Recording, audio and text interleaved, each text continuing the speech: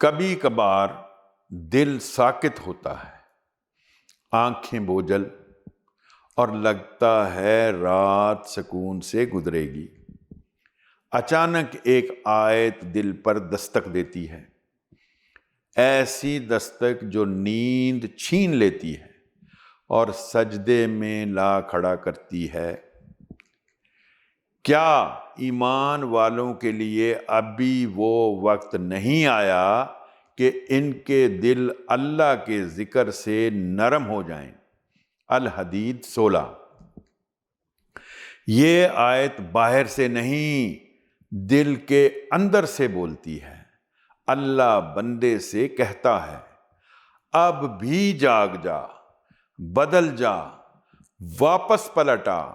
یہ آیت انسان کے ضمیر کو ایسا جھنجھوڑتی ہے، سجدہ طویل ہو جاتا ہے اور دل صرف ایک فریاد کرتا ہے، اے اللہ میں تیری طرف لوٹ آیا ہوں۔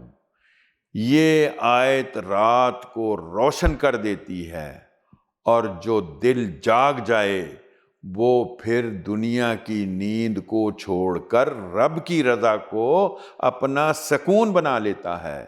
اے اللہ ہمارے دلوں کو قرآن کے ذکر سے زندہ کر، اور ہماری راتوں کو اپنی یاد سے روشن فرما دے۔ آمین یا رب العالمین۔ صلو علی